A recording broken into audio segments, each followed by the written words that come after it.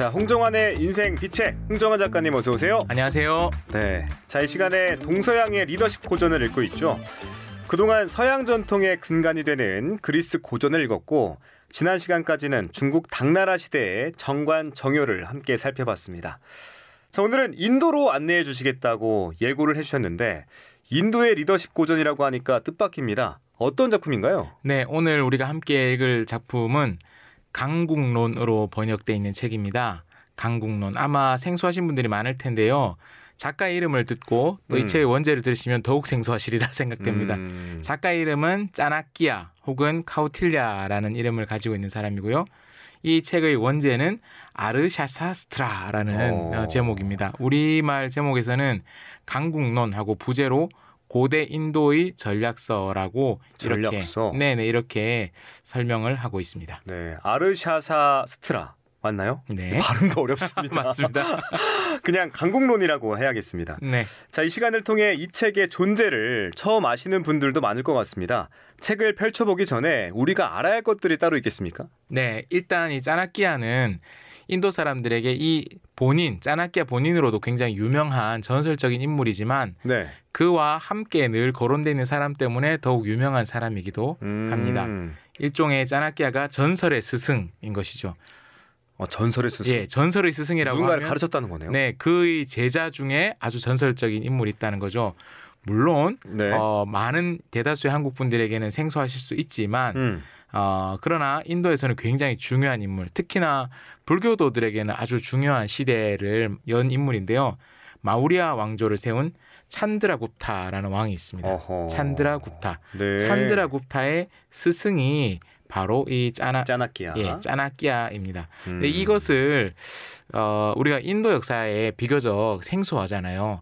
아무래도 우리가 서양사 그리고 동양사라고 했을 때 동양사에서 주로 한국사와 중국사 중심의 역사 이해를 가지고 있기 때문에 가까운 일본에 대해서도 우리가 일본 역사는 잘 모르지 않습니까? 뭐 근대 메이지 유신 정도는 들어봤을 테고요. 네. 더군다나 또 아시아에서 남쪽으로 혹은 서쪽으로 가게 되면 우리 정말 모릅니다. 뭐 필리핀, 뭐 태국 이쪽의 역사가 어떻게 되는지 알 수 없고 맞아요. 좀 더 서쪽으로 갔을 때 인도 역사가 어떻게 되는지 우리가 알 수가 없죠. 진짜 배워본 적이 없는 것 같아요. 네, 우리가 사실 이것은 사회 시간에 배우긴 했는데 우리가 짧게 너무나 작은 비중으로 짧게 언급돼서 몇 가지를 제가 말씀드리면 또 기억이 나려나? 예, 떠오르실 수도 있을 겁니다. 뭐 자이나교, 불교, 힌두교의 기원. 그런 것까지는 아는데. 네, 우파니샤드 뭐 이런 것들 있죠. 자, 근데 몇 가지만 우리가 이 책을 이해하기 위한 배경을 몇 가지만 살펴보도록 하죠. 인도의 지금 카스트 제도라는 게 지금도 신분제도. 네, 지금도 여전히 강력한 영향력을 가지고 있죠. 네. 크게 4가지의 신분으로 실제로는 더 아주 세부적인 신분으로 사람들의 계층을 구분하는 그러한 제도입니다. 이 신분 제도가 왜 왔을까? 여러 가지 기원이 있지만 가장 일반적인 설명은 이것입니다. 원래 인도 대륙에 선주민이 있었어요. 원래 거기서 살고 있었던 사람들이 있었는데 그들이 쓰는 말이 드라비다 어족이다라고 해서 드라비다 어족의 언어를 쓰는 드라비다인들이 원래 그 땅에 살고 있었습니다. 그 땅에 살고 있었던 드라비다인들이 아마도 세계 4대 문명 중에 하나인 인더스 문명의 건설자였을 것이다라고 추정합니다. 네. 확실하진 않고요. 그런데 이주민들이 들어오는 거예요. 북서쪽에서 이주민들이 들어오는데 아리아인이라는 사람들이 들어옵니다. 이 사람들이 쓰는 언어가 인도 아리안족이라고 해서 그들을 아리아인이라고 이제 불렀습니다. 이 아리아 사람들은 아마도 지금의 이란, 즉 고대 페르시아 사람들과 비슷한 혈통을 가진 사람이었을 것이다 라고 봅니다. 이주민들이 들어온 거죠. 드라비다인들과 아리아인들 사이에 갈등과 충돌이 없을 수 없겠죠. 그런데 어디가 이겼겠습니까? 외부에서 온 이들이 훨씬 더 강력한 도구들, 정말 지금으로 치면 뭐 당연한 거 아니야 라고 생각할 수 있지만 그 당시로 보면 어마어마한 도구인 철기를 들고 왔기 때문에 싸움에서 상대가 안 됐던 것이죠. 네. 그때 아리아인들의 침입을 묘사하는 그 기록에 이런 표현이 있습니다. 얼굴이 희고 덩치가 크고 힘이 센 이들. 그러니까 전통적인 드라비다인들보다 훨씬 더 피부색이 밝고 체격이 큰 그런 사람들이 강력한 힘으로 이들을 찍어 누르면서 그래도 이주민들보다 원주민이 훨씬 많았을 거 아니에요. 강력한 이주민들이 원래 있었던 그 자리에 있었던 원주민들을 통제하기 위해서 고안해낸 체계가 바로 계급제도, 카스트 제도였다라는 그러한 설명이 있는 것이죠. 네. 비근한 예를 들어보자면 우리나라에서 발해라는 나라가 있었죠. 그렇죠. 네, 발해는 실제 한반도에 살았던 우리가 직접적으로 연대감을 느끼는 사람들이 있는가 하면 우리가 무슨 족 이렇게 부르는 유목민들도 백성들 중에 상당수를 이루고 있습니다. 그래서 항상 어떤 사람들은 1등 시민, 어떤 민족은 2등 시민 이렇게 살아가는 것이 여러 나라에 걸쳐서 많이 나타났단 말이죠. 인도에서 이런 엄격한 신분 질서가 생기게 된 데에 대한 일반적인 설명은 선주민이었던 드라비다인들 그리고 이후에 그곳을 이제 밀고 들어왔던 아리아인들로 설명을 합니다. 그런데 이러한 아리아인들의 지배를 정당화시켜주는 종교 체계가 있었어요. 바로 브라만교였습니다. 브라만교. 네, 그 카스트의 제일 위에 있는 카스트가 브라만이었던 거죠. 네. 브라만이 제사장 계급. 신에게 제사 지낼 수 있는 계급이었던 것입니다. 그리고 브라만 바로 아래 크샤트리아 왕이나 귀족들이 속해 있었던 그러한 계급이 있었죠. 그렇게 그 브라만 계급과 크샤트리아 계급에 의한 지배가 아주 고착화되고 시간이 꽤 많이 지났습니다. 꽤 많이 지난 이후에 인도 땅에 큰 충격이 일어납니다. 충격이요? 네, 어떤 인도 충격이요? 땅에 네. 외부에 또 한 번의 강력한 충격이 일어납니다. 사실 인도 북서쪽 일부는 페르시아에 의해서 페르시아가 워낙에 대제국이었었기 때문에 페르시아에 의해서 지배를 받고 있었습니다. 아리아인들도 페르시아 계통으로 추정되기 때문에 그 지배가 아주 생소했으리라고는 생각되지 않습니다. 그런데 아예 계통이 다른 원래는 해양 민족이었던 사람들이 거기까지 침공을 하는 어마어마한 사태가 벌어집니다. 네. 우리가 세계사 시간에 여러모로 이름을 들어서 너무나 잘 알고 있고 이 방송에서도 여러 차례 거론되었던 알렉산드로스의 마케도니아가 마케도니아 제국이 인도 북서쪽까지 쳐들어오는 거죠. 이게 엄청난 충격이었습니다. 만약 알렉산드로스가 갑자기 죽지 않았다면 인도가 어떻게 됐을지 모르죠. 그리고 그 충격 속에서 네. 알렉산드로스가 가져온 일종의 그 쇼크죠. 문화적인 쇼크, 군사적인 쇼크 여러 가지가 자극을 주면서 인도의 소년 영웅의 가슴에 불을 붙인 거죠. 그가 새로운 인도 최초의 통일 왕국의 군주가 창업 군주가 됩니다. 바로 그 사람이 마우리아 왕조를 세운 찬드라 굽타입니다. 네.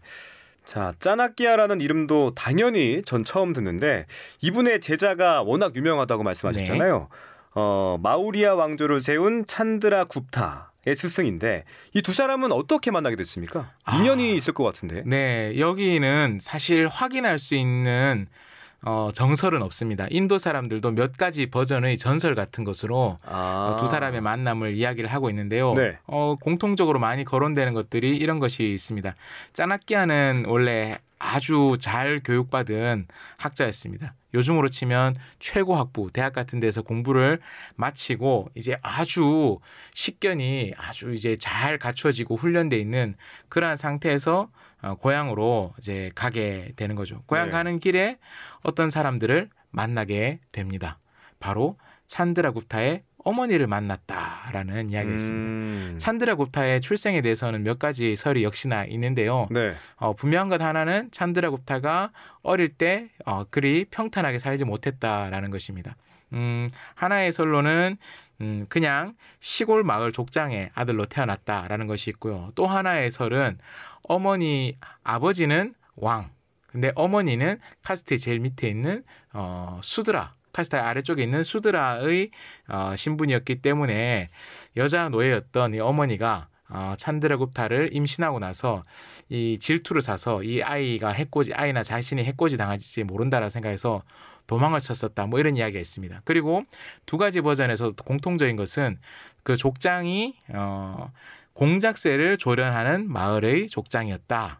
그리고 어머니가 도망갔다라는 설에서도 그 마을이 공작새와 관련 있는 마을이었다라고 이야기합니다. 왜 공작새가 나오냐면 산스크리트어로 공작새, 공작이라는 말을 마우리아라고 하거든요. 그러니까 이후에 세우게 될 왕조의 나라의 이름이 어릴 때 그 마을의 이름이었다라는 거죠. 근데 짜나키아가 이 공작새를 조련하는 마을, 이 마우리아 부족의 마을을 지나가게 된 거예요. 1박을 하게 된 거죠. 그때 산모 찬드라굽타의 어머니를 만나게 된 겁니다.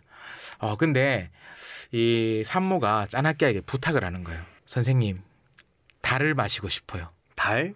I want to drink moon. 그래서 저는 달을 마시고 싶어요. 어떻게 가네요? 가능하지 않죠. 네. 그러니까 짜나키아가 어떻게 했냐면 물을 한 대접, 야밤에 물을 한 대접 떠서 거기에 달빛이 비치는 걸 이렇게 보면서 먹으라고? 마시라고 했다는 거죠. 그래서 그 아들을 낳았을 때 이름에 찬드가 달이란 뜻이래요. 그렇게 이름을 붙이게 됐다는데요. 왜 이 사람이 그러면 거기에 머물러서 원래 지나가려고 했었잖아요. 왜 거기에 머물러서 그곳에서 이제 이 아들을 제자로 가르치게 됐는가? 그 엄마가 당신이 현명한 사람이니 이곳에 머물러서 내 아들을 훌륭한 사람으로 태어날 내 자식을 훌륭한 사람으로 길러달라고 부탁을 했다는 거예요. 언뜻 생각하면 우리 속담 이런 말 있죠. 물에 빠진 사람 건져주니까 보따리 내놓으라고 한다. 이게 그 당시에 그 종족, 그 지역에 그런 관습이 있었대요. 산모가 원하는 것을 산모의 어떤 문제를 해결해주면 오히려 그 산모의 원하는 소원을 들어줘야 되는 관습이 있었대요. 이거는 뭐냐 하면, 그러니까 이 전설 속에 있었던 것은 이 어머니가 짜나키아라는 사람의 비범함을 알아보고 정말 이 사람이 내게서 태어날 이 아들의 스승이 될 수 있는 사람인지를 한번 시험해 본 거죠. 달을 마시게 해주세요.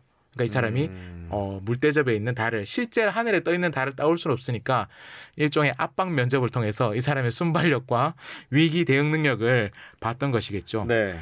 그랬는데 마침 아들이 태어났는데 보니까 이 아이가 어릴 때부터 보통 비범한 게 아니었던 거예요. 그래서 짜나키아가 찬드라굽타, 어린 찬드라굽타를 가르치기 시작했던 것이죠.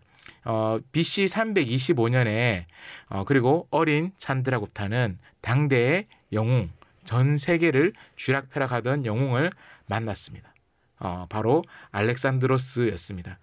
구체적으로 알렉산드로스와 만나서 무엇을 했는지는 자세히 나오지 않지만 찬드라굽타는 짜나키아라는 탁월한 스승 밑에서 교육을 받고 그리고 알렉산드로스라는 어마어마한 영웅에게 자극을 받으면서 새로운 나라, 새로운 문명, 새로운 질서를 만들 준비를 하게 된 것이죠. 네. 자, 짜나키아와 찬드라굽타의 인연이 어떻게 이루어졌는지 한번 알아봤고, 또 이와 비슷한 시기에 서양에서는 아리스토텔레스의 제자 알렉산드로스가 활약했잖아요. 네. 짜나키아의 제자 찬드라굽타도 인도 최초의 통일 왕조를 건설했는데 알렉산드로스의 경우는 병으로 요절하면서 이 제국이 산산조각이 났는데 찬드라굽타는 어떤지 궁금합니다. 강공론을 쓴 스승의 제자답게 강한 나라의 기틀을 제대로 닦았는지요? 어떻습니까? 찬드라굽타는 어떤 면에서 마우리아 왕조에서 가장 유명한 왕이 아닙니다. 그래요? 네. 뭐야, 여태까지 그런 줄 알았는데? 그런 줄 알았지만 전 세계 특히 우리나라에도 많이 있는 불교의 역사에서 보면 네. 찬드라굽타보다 훨씬 더 중요하고 의미 있는 왕이 찬드라굽타의 손자 마우리아 왕조의 3대 왕인 아소카 왕입니다. 아소카 왕 때 아소카 왕이 불교에 귀의하면서 네. 전 세계에 불교가 퍼질 수 있는 기틀을 만들었었거든요. 그래요? 때문에 단적으로 말씀드리면 찬드라굽타는 제국의 기틀을 잘 놓았다라고 할 수 있는 것이죠. 그 과정에서 찬드라굽타가 스승 짜나키아보다 먼저 은퇴를 하게 됩니다. 그 아들에게 왕위를 물려주고 자이나교라는 종교에 귀의를 해서 출가를 한 것이죠. 출가를 할 수 있었던 것 중에 그가 믿었던 것은 자신을 이렇게 훌륭하게 키워줬던 짜나키아라는 스승이 고관으로 아주 든든하게 있기 때문에 이 제국을 잘 이끌어갈 수 있을 것이다라고 하는 믿음이 있었겠죠. 그리고 짜나키아는 2명의 황제를 잘 보좌했습니다마는 결국 나중에 다른 신하의 모함 때문에 목숨을 잃게 되는 일이 벌어집니다. 이 찬드라굽타와 또 그 이후의 황제들의 행적에 대해서 뭐 그 구체적인 전투 방식 혹은 국가 경영 방식에 대한 상세한 기록이 정확하게 남아 있지는 않아요. 하지만 우리는 이 짜나키아가 쓴 것으로 추정되는 이 강국론 아샤샤스트라 이 책을 통해서 그들이 어떤 방식으로 나라를 움직여 가기를 원했는지를 짐작해 볼 수 있죠. 그리고 3대 왕인 아소카에 대해서는 조금 말씀드려야 될 것 같은데요. 아소카가 본인을 포함해서 형제, 그러니까 아소카의 아버지가 낳은 아들이 101명이었다고요. 네, 101 형제였던 거예요. 아들만 101명이라고요? 네. 네. 그리고 같은 어머니 밑에서 태어난 형제는 딱 한 명 더 있었고요. 그러니까 101명 중에 99명은 이복 형제였던 거예요. 아소카가 왕위를 차지하기 위한 그야말로 문자 그대로 피 튀기는 혈투를 벌인 것이죠. 왕자가 그럼 101명인 거잖아요. 그래서 99명의 왕자를 자기 손으로 다 보냅니다. 진짜로? 또 정복군주로서 탁월한 업적을 이 사람이 거두면서 네. 손에 굉장히 많은 피를 묻힙니다. 그래서 아소카가 왕위에 오르고 꽤 많은 업적을 거둔 후에 일종의 PTSD 같은 거에 시달렸던 것이죠. 그리고는 그가 불교에 귀의하는 거예요. 우리나라에도 가족의 피를 손에 묻히고 왕이 된 후에 불교에 귀의하는 왕들의 이야기가 적지 않게 있습니다. 가장 대표적인 사람이 수양대군으로 알려져 있는 게 세조죠. 세조가 불교 행사에 굉장히 이제 에너지를 많이 썼고 그런 일들이 역사 기록에 남아 있는데요. 아소카 왕이 불교에 귀의하고 나서 동남아시아 지역의 여러 나라에 일종의 불교 선교사들을 파송하고 사원을 짓는 이런 일들을 합니다. 때문에 불교의 역사에서는 아소카 왕이 굉장히 중요하게 남아 있습니다. 이 아소카 왕이 이후에 했던 것들에 대해서는 기회가 되면 이 방송에서 몇 가지 예를 통해서 한번 살펴보면 좋겠는데요. 네. 아무튼 짜나키아라는 스승이 왕을 교육하는 데 있어서 탁월한 면모가 있었다라는 것은 이런 여러 가지 것들을 통해서 우리가 확인할 수 있을 것 같아요. 이 당시에 인도가 얼마나 동아시아와 비교해서 또 혹은 중동과 또 유럽과 비교해서 얼마나 발전한 나라였는지 혹은 이후에 인도가 얼마나 많은 잠재를 가지고 있었는지 우리는 여러 가지로 알 수 있습니다. 마우리아 왕조 이후에 일어난 일이긴 하지만 인도에서 발명된 가장 유명하고 위대한 것 중에 하나가 영의 개념이죠. 영. 네. 소위 아라비아 숫자라는 것이 실은 인도 숫자잖아요. 인도에서 발달한 수학적인 개념들 혹은 천문학이나 과학적인 개념들이 페르시아 지역, 중동으로 흘러 들어가서 그것이 아라비아의 무엇으로 알려지게 됐죠. 근데 그 모든 대단한 발명과 발견들의 기틀이 바로 최초의 통일왕조였던 마우리아 왕조 때 만들어지기 시작했었고 그 마우리아 왕조의 성립의 배후에 있었던 대스승이 전설의 스승이 바로 우리가 오늘부터 다룰 강국론의 저자 짜나키아인 것입니다. 네. 자, 다음 시간부터 본격적으로 강국론 안으로 들어가 볼 텐데 어떤 내용을 다루게 됩니까? 이 강국론은 총 15권으로 구성된 책입니다. 15권이라고 해서 요즘 책 두껍게 이런 건 아니고요. 네. 고대의 책은 이 출력과 제본 기술의 한계 때문에 한 권 한 권이라고 해봐야 요즘 책으로는 한 챕터 정도 분량이 됩니다. 요즘으로 치면 15챕터에 해당되는 그런 내용들인데요. 군주는 어떠한 태도를 가져야 될지 그리고 정부 관료들은 어떻게 뽑아야 되고 사법제도는 어떻게 구성해야 될지 전쟁은 어떻게 준비해야 될지 와. 심지어 코끼리는 어떻게 길러야 될지 코끼리를 어떻게 기르는지 예, 코끼리 기르는 거 되게 중요합니다. 왜냐하면 그때 당시에는 그게 이동수단이었을 거고 그리고 전쟁터에서는 요즘으로 치면 탱크잖아요. 탱크죠. 전차. 네. 장갑차 혹은 전차 같은 그렇지. 그런 역할을 했었기 때문에 뭐 그 외에도 뭐 결혼, 중요하겠다. 부동산 이런 다양한 분야에 대해서 뭐 폭행 사건을 어떻게 처리할 것인지 뭐 등등 또 농성전은 어떻게 할 것인가 또 이제 수성전은 어떻게 할 것인가 등등 다양한 이야기들이 있습니다. 그래서 그것들을 몇 개 꼭지로 나눠서 이야기하려고 하는데 제 욕심은 이렇습니다. 이 책이 지금 구할 수가 없는 책이에요. 그 절판돼 있는 책이 있지만 그것도 너무 비싸요. 그래서 저는 가급적이면 이 책의 내용을 조금 더 많이 알려드리면 좋겠다. 그래서 이 방송만 들어도 이 책에서 중요한 부분들 한 번쯤은 다 접해보실 수 있게 해드리고 싶다라는 제 욕심이 있는데 제작진과 함께 의논을 해서 적절히 조정을 하면 좋겠습니다. 알겠습니다. 강국론 다음 시간 기대하면서 오늘은 여기서 마무리하죠. 지금까지 홍정한의 인생 비책 홍정한 작가와 함께했습니다. 작가님 귀한 말씀 고맙습니다. 고맙습니다.